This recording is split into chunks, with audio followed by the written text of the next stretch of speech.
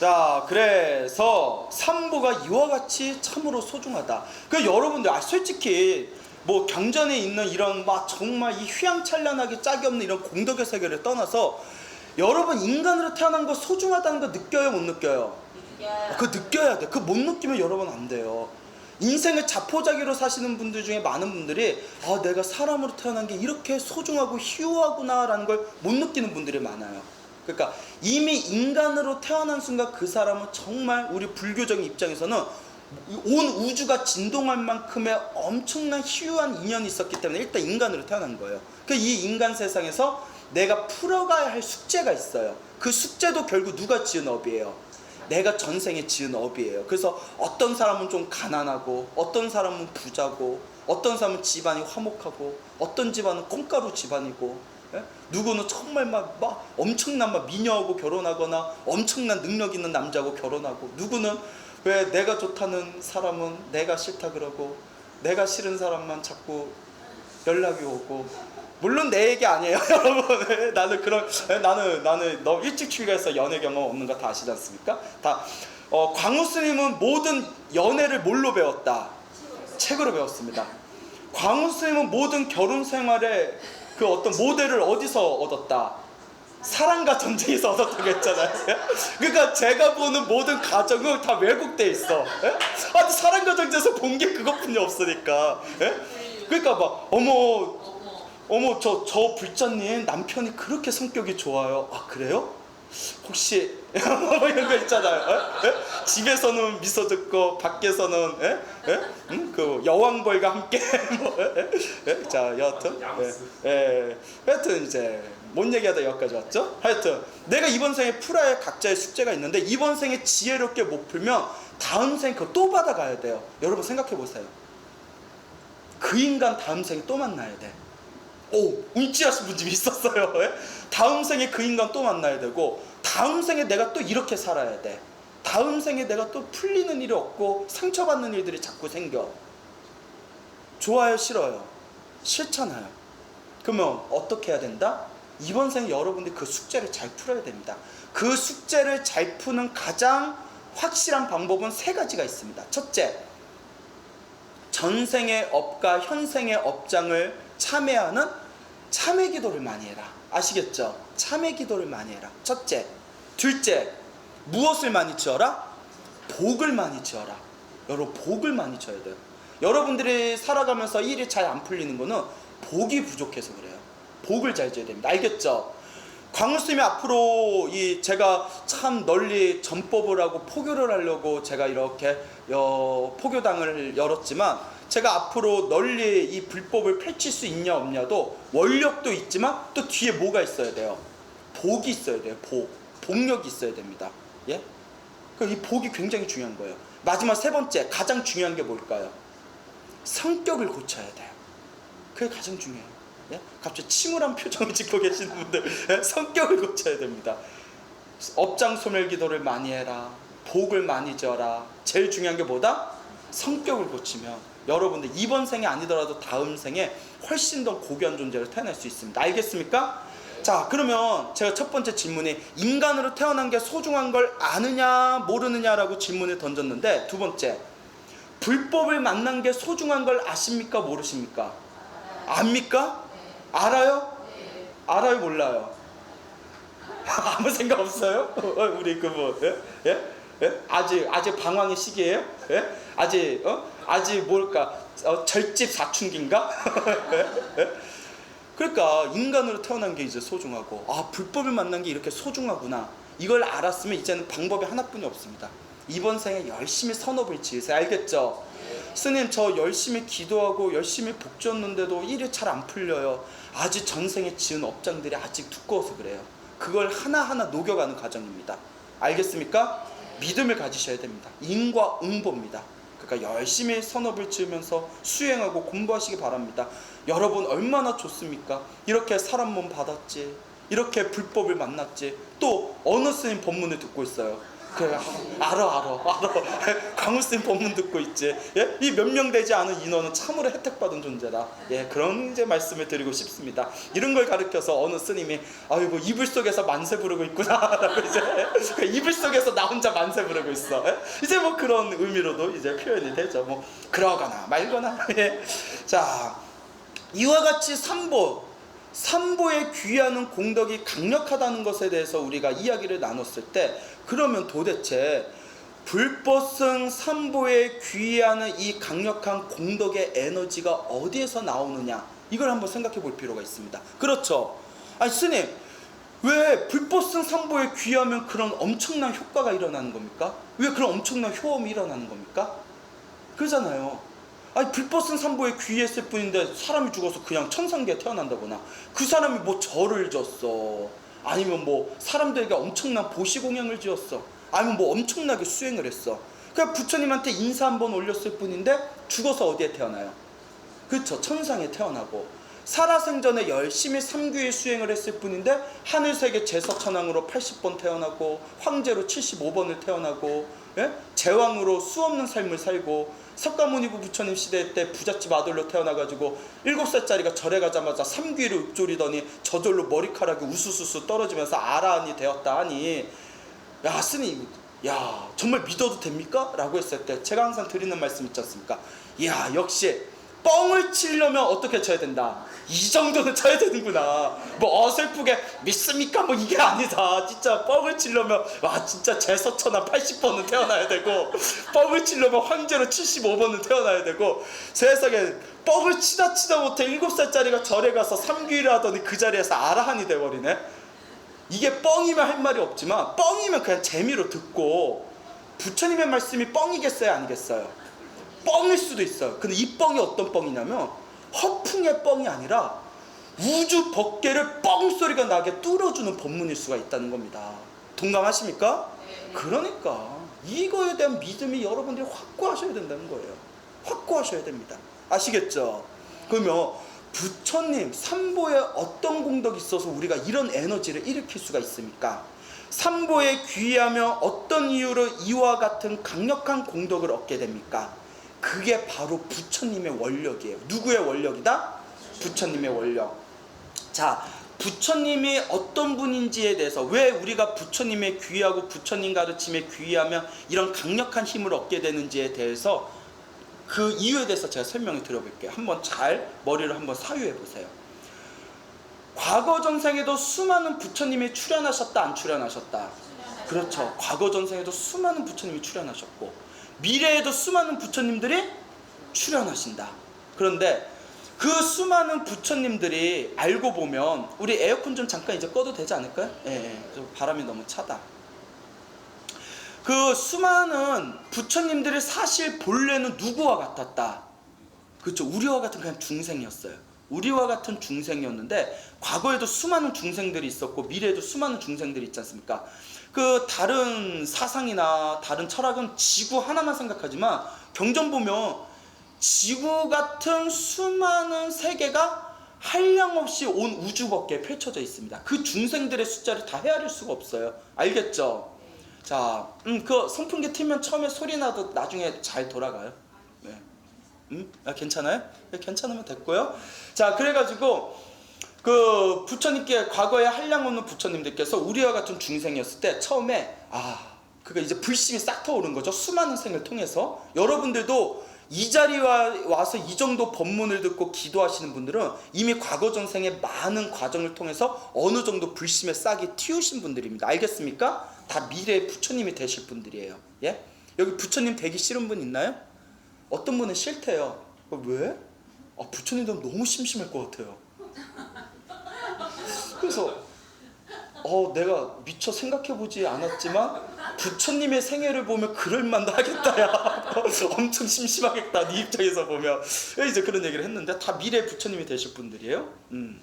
그런데 어떠한 중생이 저도 위없는 깨달음을 얻어서 모든 중생을 제도하는 부처님, 붓다가 되겠습니다 라고 서원을 세웠을 때, 우리는 그 사람을 뭐라고 부르죠? 보살이라고 부릅니다. 한국 불교가 희한해져서 여자 신도를 보살 하는데, 이거는 정말 언어의 오남용입니다. 아시겠죠? 언어의 오남용이에요. 예?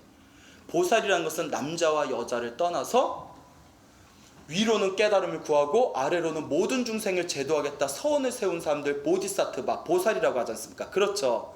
자, 그래서 이 보살이 돼서 수없는 생 동안 보살행을 닦습니다. 복덕과 무엇을 닦기 위해서? 지혜를 닦기 위해서. 여러분, 복만 지으면 지혜가 없어요. 다음 생에 사람이. 그러니까 잘 먹고 잘 사는데 무식해 사람이. 여러분 이렇게 견정 공부 열심히 하고 법문 열심히 들으면 다음 생에는 지혜로운 사람이 되지만 뭐가 없을까요? 복덕이 없어. 그래서 머리는 똑똑한데 되는 일이 없어. 복덕과 지혜입니다. 지혜와 복덕을 완벽하게 갖춰야 진짜 우리가 제대로 수행했다고 합니다. 아시겠죠? 그러니까 이렇게 경전 공부도 열심히 하고 기도하면서 또 물질적으로도 마음으로도 자원봉사든 자꾸 복을 지어야 돼요. 복덕과 지혜가 이루어져야 됩니다. 그러니까 스님 저는 어디 가면 머리 똑똑하다는 얘기는 들었는데 자꾸 일이 잘 안 풀려요. 좀 지혜는 있으신데 복덕이 부족하시군요. 스님 저는 그냥 이렇게 먹고 자고 그냥 살아가는 이거 자체가 저는 행복인 것 같습니다. 저는 다른 거 다 필요 없습니다. 그냥 이렇게 살면 되지. 뭐 불교가 뭔 필요가 있고 종교가 뭔 필요가 있고 뭐 무슨 철학이 무슨 필요가 있습니까? 이걸 우리가 뭐라 부르죠? 아이고 이거 복덕은 있는데 뭐가 없구나. 지혜가 없으시구나. 근데 복덕과 지혜 중에서 굳이 하나를 선택한다면 무엇을 선택한다? 그렇죠. 지혜가 우선이라고 했습니다. 하지만 진짜 우리가 중생을 제도하려면 복덕과 지혜가 있어야 돼요. 복덕과 지혜를 닦기 위해서 한량없는 기간 동안 수행을 닦는데 북방불교에서는 3아승직업 100대겁을 닦는다고 했어요. 몇 거? 3아승직 100대겁. 3아승직 100대겁이 뭐냐? 아승직업이 아승지란 말이 헤아릴 수 없다는 뜻이에요. 뭐 할 수 없다? 헤아릴 수 없다라는 뜻이에요. 뭐 인도 그쪽 이렇게 문헌 보면 10의 몇 승이다 해가지고 나오는데 공이 막 몇십 개가 붙어있는 게 나오는데 그거는 이제 수리적인 표현이 아니라 상징적 표현이에요. 도저히 헤아릴 수 없는 시간에 아승지라고 해요. 아승지. 알겠죠? 그러니까 막 세다가 막 승질이 나. 그러니까 뭐라고? 아승질 나. 그게 나중에 뭐가 됐어요? 아승지가 됐어요. 깊이 들어가지 마세요. 깊이 들어가지 마세요. 승질나. 아승지예요. 헤아릴 수가 없어요. 그러면 겁은 무엇이냐? 사방 15km의 돌산이 있습니다. 우리 군대 갔다 오셨죠? 완전 군장하고 12km 걸으면 어떻게 돼요? 발바닥에? 죽음이지 않습니까? 15km 돌산이 있는데 15km 돌산에서 100년에 한 번씩 선녀가 내려와서 옥깃으로 돌산을 스칩니다. 몇 년에 한 번? 그렇게 100년에 한 번 옥깃을 한 번씩 스쳤을 때 사방 15km 돌산이 흔적도 없이 사라지면 몇 겁이라고 한다? 그 1겁이 얼만큼 지나야 돼요? 그렇죠. 헤아릴 수 없을 만큼의 겁이 지나야 돼요. 그래서 나온 표현이 뭐예요? 겁나게라는 표현이 그래서 나온 거예요. 와, 겁나게. 깊이 들어가지 마세요.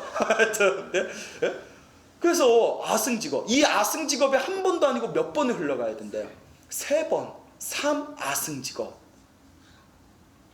그런데 왜 3자를 붙였냐 했더니 선종에서 이렇게 얘기합니다. 우리 삼독이 뭐예요? 삼독.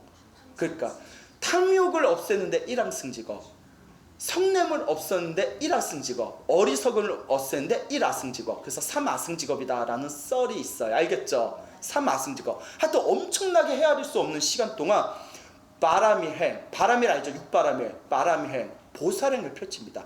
보디사트바의 실천을 하는데, 자, 남방불교에서는 이걸 어떻게 분석을 했냐면, 그러니까 초기 불교, 남방불교가 참 매력이 있어요. 저는 대승불교를 지향하지만 남방불교, 특히 아비담마 쪽 공부를 하면 법에 대해서 정확하게 분석을 하거든요. 자, 똑같은 보살인데 남방에서 뭐라고 얘기하냐면 지혜보살, 지혜를 위주로 삼는 보살은 붓다가 되는데 4아승기 10만 대겁이 걸린대요. 몇 아승기? 4아승기 10만 대겁. 무슨 보살이? 지혜보살이. 심신보살, 믿음을 가지고 있는 심신보살은 8아승기 10만 대겁이 걸린대요. 몇 아승기? 8아승기.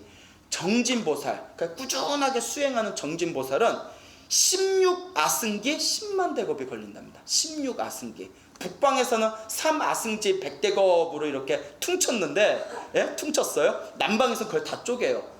지혜보살은 4아승기 10만 대겁. 예?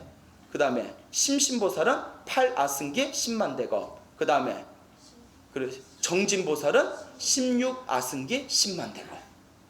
그러면 우리 석가모니 부처님은 무슨 보살이었을까요? 지혜보살입니다. 그래서 남방불교에서는 우리 석가모니 부처님은 4아승기 10만 대겁을 닦으셨다라고 나옵니다. 알겠죠? 이와 같이 하여튼 뭐 4아승기건 뭐 8이건 16아승기건 북방의 3아승직업이건 하여튼 도저히 헤아릴 수 없는 엄청난 시간이에요. 그 시간 동안 보살행을 닦는데 여러분 육바라밀이라고 들어보셨죠? 보시, 모든 걸 베푸는 보시, 계율을 지키는 지계, 모든 걸 참아내는 인요, 맞습니까? 끊임없이 정진하는, 부지런히 정진하는 정진바람에, 그 다음에 고요한 산매에 들어가는 선정바람에, 마지막 지혜가 꽃을 피우는 무슨 바람에? 반야바람에. 이런 육바람일을 그 한량없는 기간 동안 3가지 단계로 닦습니다. 몇 가지 단계로 닦는다? 3가지 단계. 이거 굉장히 중요한 겁니다. 나중에 시험 볼 거예요. 안 속네. 예, 그래요. 3가지 단계로 닦는데, 첫 번째가 기본 바람일. 무슨 바람일?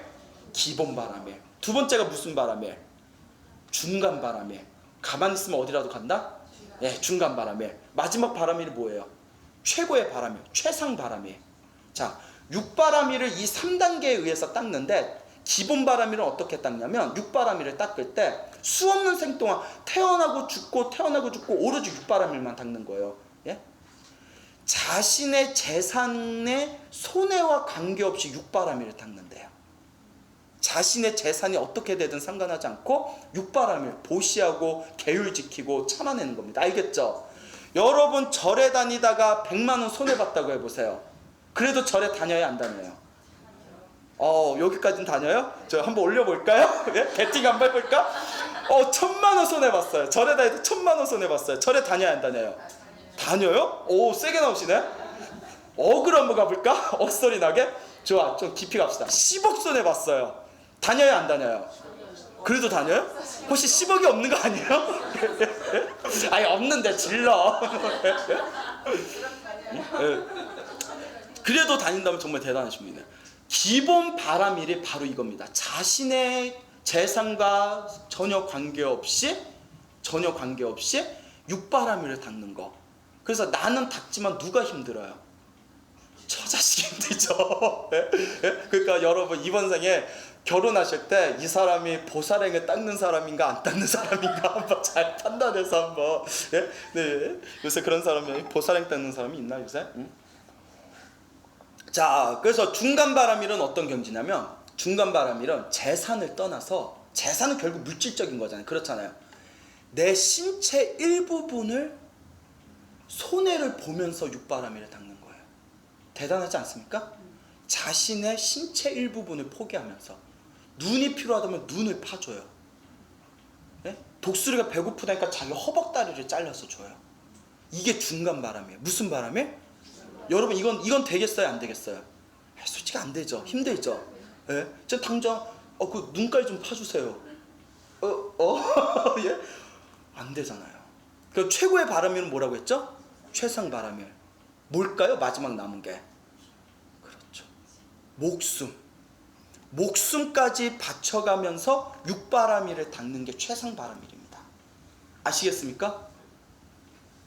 이걸 완벽하게 기본 바람일, 중간 바람일, 마지막 목숨까지 바치는 최상 바람일까지 완벽하게 닦으신 분을 우리가 누구라고 부른다?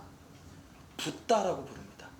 모든 복덕과 지혜를 닦으신 분. 그분이 부처님이에요, 여러분. 여러분 그냥 부처님 하니까, 부처님 부르니까 좋긴 한데, 부처님은 참 좋겠다. 저렇게 가만히 앉아서 주는 거나 그냥 받아 드시고, 예? 사람들이 다 부처님 절이 나고, 이런 생각 해본 적 있어요, 없어요? 내가 조금 더 열심히 내가 조금 더 내가 신심을 좀 더 키워야 되겠구나. 진짜 그런 생각 안 해봤어요? 부처님 좋겠네. 근데 부처님은 그럴 자격이 있다 없다? 있으신 분입니다. 이 말씀이 그대로라면 그와 같이 육바람일을 목숨을 바치면까지 수행을 하셨어요. 무엇 때문에 이 모든 보살행 육바람일의 원력의 힘, 그 원동력이 뭐였을까요? 중생들에 대한 연민심이라고 했어요. 연민심. 우리 쉬운 말로 대자대비심. 모든 중생들의 연민심. 이게 대승이에요. 이게 대승입니다. 소승은 나 혼자 생사윤회에서 벗어나면 돼요. 얼마나 편해요. 근데 대승은 내가 내 모든 것을 다 바쳐가면서 오로지 중생을 향한 연민심으로 닦아나가는 수행이 대승불교입니다. 그래서 저도 대승불교의 수행자지만 참 제 자신을 보면 참 택도 없다. 진짜 야 진짜 대승의 수행은 참으로 오묘하고 고고하구나 라는 것을 느끼게 됩니다. 그래서 부처님께서 이와 같이 최상바람일까지 완벽하게 닦으셨을 때 부처님께서 중생들을 위해서 우리의 붓다께서 설하신 개성이 있습니다. 다 합장하시고 한 구절씩 한번 따라해 보시기 바랍니다. 피를 보시한 것은 바다보다도 많다. 살을 보시한 것은 대지보다도 많다. 머리를 보시한 것은 수미산보다도 많다. 눈을 보시한 것은 하늘의 저 반짝이는 별보다도 많도다. 나무 마하바냐 바람에. 야 여러분 느낌이 오십니까? 피를 보시한 게 바다보다도 많았대요. 예? 살을 보시한 것이 이 땅덩어리보다도 많았답니다. 살을 보시한 걸 다 하나로 합쳐놓으면 이 땅덩어리보다도 많았대요. 머리를 보시해서 쌓아놓은 게 세상에서 가장 크다는 수미산보다도 높답니다. 여러분 이렇게 밝은 날에 강원도 같은 데 가서 밝은 날에 별을 보면 사방이 반짝반짝하죠. 그 별들보다도 더 많은 당신의 눈을 보시하셨대요. 그렇게 해서 이 세상에 출현하시고 복덕과 지혜를 완벽하게 갖추신 그분을 우리가 무엇이라고 부른다? 붓다예요. 어때요? 이런 걸 딱 생각하면서 아 부처님 하니까 느낌이 어때요? 같아요? 틀려요? 아 같나? 예? 예? 틀리지. 가슴에 밀려오는 감동이 틀려요. 이걸 가만히 음미하고 관하면서 아 위대하신 붓다시여. 정말 부처님의 그 무게감, 그 이름의 무게감이 틀립니다. 이와 같이 헤아릴 수 없는 시간 동안 완벽하게 복덕과 지혜를 갖추신 부처님들께서 다음과 같이 우주에다가 프로그램을 하나 만들어 놓습니다. 프로그램을 하나 만들어 놔요. 어떤 프로그램을 짜 넣었냐면 우리가 이와 같이 쌓아놓은 이 무궁무진한 이 복덕과 지혜를 중생들한테 다 개방하노니 누구든지 부처님 이름을 부르거나 삼보에 귀하는 자에게 이 모든 에너지가 누구에게 가리라? 그들에게 가리라라고 완벽하게 우주에다 시스템을 해놓은 거예요. 알겠죠? 우리가 거저 쓰는 게 아니에요. 거저 쓰는 게 아니라 역대 모든 부처님께서 바다보다도 많은 피를 보시하시고 대지보다도 더 많은 살을 보시하시고 맞습니까? 별들보다도 더 반짝이는 그 수많은 눈들을 다 보시하시면서 우리가 이렇게 보시한 이 공덕을 중생들한테 개방하니 누구든지 그 중생들이 붓다를 부르거나 삼보에 귀하거나 누구든지 불법 쓴 삼보를 외치면 그들에게 이 복력의 에너지가 그들에게 가리라라고 완벽하게 시스템, 프로그램화 해놓은 겁니다. 그래서 어느 불자든지 누구든지 지극한 마음으로 부처님을 염불을 하고 부처님께 귀의하고 삼보에 귀의를 하면 강력한 그 공덕을 누가 가져다 쓸 수 있다? 우리가 가져다 쓸 수가 있다는 겁니다. 약간 너무나 광대하고 광활한 그런 어떤 스케일이라서 약간 어안이 번벙한 감은 있지만 충분히 불교적 입장에서 논리적인 이야기입니다. 맞죠? 거저만 그냥 부처님하고 부르면 저절로 오는 에너지가 아니라 우리 역대 모든 부처님이 부처님하고 부르면 그 에너지를 가져다 쓸 수 있게끔 우리를 위해서 밑밥을 깔아놓으신 거예요. 예? 이걸 비유하자면 마치 할아버지가 있는데 돈이 엄청 부자야. 아이고 내 자손을 위해서 내 자손이 마음대로 쓸 수 있게끔 내 재산을 다 통장에다 내가 집어내야지. 통장에 집어넣고 비밀번호만 누르면 누구든지 그 통장에 내 자손이건 누구든지 그 통장에 돈을 마음대로 가져갈 수 있게끔 그걸 딱 프로그램화 해놓은 거예요. 알겠죠? 그러면 그 비밀번호가 뭘까요? 비밀번호가 뭘까요? 유나의 비밀번호 486인가? 뭐 사랑한다는 말은 하루에 뭐 네 번, 뭐 키스는 하루에 몇 번, 뭐 그건가요? 잘 나가다 이상해졌나요? 예? 예? 자, 예? 그렇죠. 삼보에 귀하고 염불. 우리의 암호가 바로 수행이고 염불이에요. 그래서 삼보에 귀하고, 삼보에 귀한 게 이제 부처님께 귀한 거잖아요. 간절한 마음으로 부처님을 생각하면 그 보물 창고의 암호를 눌러서 그 에너지를 가져다 쓸 수가 있는 거예요. 아시겠습니까? 이게 바로 불법입니다. 그러니까 오늘부터 무엇을 열심히 해라? 그렇죠. 열심히 기도하고 수행하시기 바랍니다. 그 에너지를 쫙 빨아들이세요. 스님, 에너지를 쭉 빨아들이고 싶은데 잘 안 됩니다. 왜 그럴까요? 둘 중에 하나입니다. 첫째, 업장이 너무 두꺼워서 업장이 너무 두꺼워서 에너지가 오다가 튕겨 나가는 거예요. 그러니까 그 에너지를 완전히 받을 수 있게끔 내 업장을 어떻게 해야 될까요? 그래서 자꾸 녹이는 거죠. 여러분이 염불하고 기도하는 과정이, 여러분이 복 짓고 있는 과정이 지금 업장을 녹이고 있는 과정이에요. 그리고 또 하나는 뭘까요? 또 하나는 이미 받아쓰고 있는데 자기가 스스로 모를 뿐이에요. 원래는 여러분들이 어제 죽었어야 되는데 기도한 공덕으로 알게 모르게 죽음을 극복하고 이 자리에 만난 걸 수도 있어요. 누구를 만나기 위해서? 예, 왜 그래? 부처님을 만나기 위해서. 예, 또 부처님을 만나기 위해서 하면 내가 또 광우스님 만나러 온 거 아니구나 또 이러려고 그랬네. 예? 아시겠습니까? 이게 굉장히 중요한 겁니다. 자, 이와 같이 삼보에 귀하고 여러분들 기도하는 거. 그러니까 아무리 피곤해도 매일 기도하셔야 됩니다. 알겠죠? 그거 법문을 듣는 게 이렇게 중요한 겁니다. 법문을 자꾸 듣다 보니까 맞아, 기도 열심히 해야 되겠어. 선업을 열심히 지어야 되겠어라는 마음이 또 새록새록 나요, 안 나요? 별로 안 나는 것 같은데, 보살님? 나요? 그래, 나요. 이런 유머 안 좋아하시나? 예. 그런데 그래서 이제 우리가 이와 같이 삼보에 귀하고, 우리가 인간으로 태어나고 불법은 삼보에 귀해서 우리가 불법을 수행할 수 있다는 거는 전생에 엄청난 큰 복이라고 했습니다. 근데 간혹 이런 분들이 있어요. 저한테 이렇게 질문을 던집니다. 스님, 인간으로 태어나고 불법을 만난 것이 큰 복이라고 했지 않습니까? 큰 복이죠. 그래서 스님, 저도 지금 절에 굉장히 오래 다녔고 나름 수행도 기도도 열심히 하는데 저도 복이 많은 겁니까? 이거 전생에 엄청나게 큰 복을 지으신 겁니다. 그런데 이렇게 질문을 던져요. 근데 스님, 왜 이렇게 사는 게 힘들죠? 무슨 얘기인지 아시죠? 스님, 분명히 제가 복이 많다고 하셨는데 근데 왜 이렇게 제가 힘든 거죠? 라고 질문을 던졌을 때, 우리 주변에 그런 불자들 많지 않습니까? 정말 이번 생에 신행생활 하신 거 보면 완전 전생에 스님이었어. 스님, 머리만 안 깎았지 완전 스님이야. 예? 진짜예요. 저기 우리 뒤에 계신 보살님도 요새 승려화 돼가는 것 같아요. 요새 아주 절에서 살아요. 예, 아주 대단하신데, 근데 그렇게 불법을 만나고 그렇게 전생에 큰 복과 성근이 있어서 이번 생에 저렇게 신행생활을 하는데 일이 잘 안 풀려. 그럼 스님, 이게 과연 복이 많다고 할 수 있습니까? 그럼 우리가 보기에는 뭐 세속적인 복이 있고 잘 먹고 잘 사는 복이 있고 깨달음을 얻는 출세간의 복이 있다, 이렇게 설명하면 스님, 당장 먹고 사는 게 급한데 저희가 바라는 복은 물론 저희도 미래 세상에 부처가 돼야 되겠죠. 하지만 당장 먹고 사는 게 급하고 당장 풀어야 할 일이 많은데 기도를 열심히 하고 복줘도 솔직히 어떤 분은 막 효과 보고 막 가피 받았다는데 또 안 될 때는 또 안 됩니다. 굉장히 솔직한 신앙 고백이죠.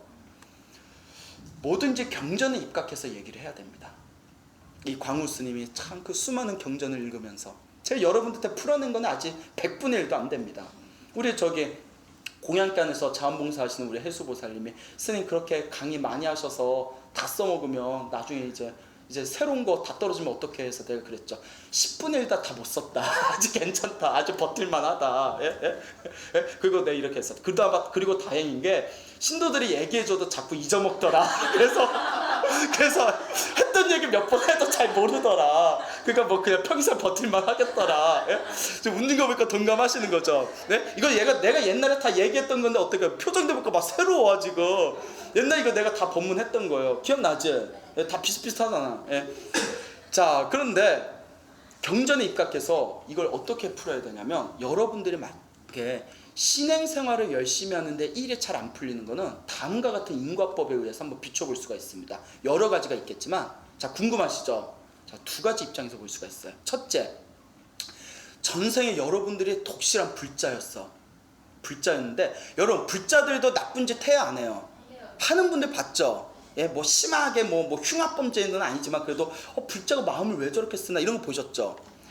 전생에 마음을 잘 못 썼던 사람이 이번 생에 그나마 사람 몸도 못 받을 뻔한 거, 그나마 전생에 독실하게 절에 다니면서 기도하고 그나마 공덕 지은 걸로 무슨 몸은 받았다? 사람 몸은 받았다. 사람 몸은 받았는데 전생에 하도 업을 많이 져가지고 지금 무엇을 풀고 있는 과정이다? 자기가 전생에 업장을 풀고 있는 과정이다. 아시겠죠? 그래서 이것도 중요한 거예요. 그나마 사람 몸도 못 받을 뻔한 거 전생에 어디라도 다녀서 절에라도 다녀서 사람 몸 받은 거예요. 그리고 전생에 열심히 절에 다녔던 그 공덕으로 이번 생에도 괜히 절이 땡기는 거야. 예? 우리 불자들 보면 저는 그냥 절이 좋아요 라는 불자들이 있어요. 그런 불자분들이 의외로 전생에 절에 열심히 다니는 불자분들이 확률이 큽니다. 아시겠죠? 이게 첫 번째고, 두 번째는 뭐냐? 여러분들이 머나먼 과거 전생에 절에 열심히 다니면서 복을 굉장히 많이 줬어요. 그래서 여러분들이 어디에 태어났을까요? 천상계에 태어났어요. 천상계. 예? 천상계에 이제 제가 예전에 말씀드렸죠. 천상계에 큰 천도복숭아가 있는데 그 천도복숭아를 이렇게 따고 마음에 드는 선녀가 있으면 딱 이렇게 주는 거예요. 혹시 같이 천도복숭아 씹으실래요? 그들을 이제 무슨 족이라 불러요?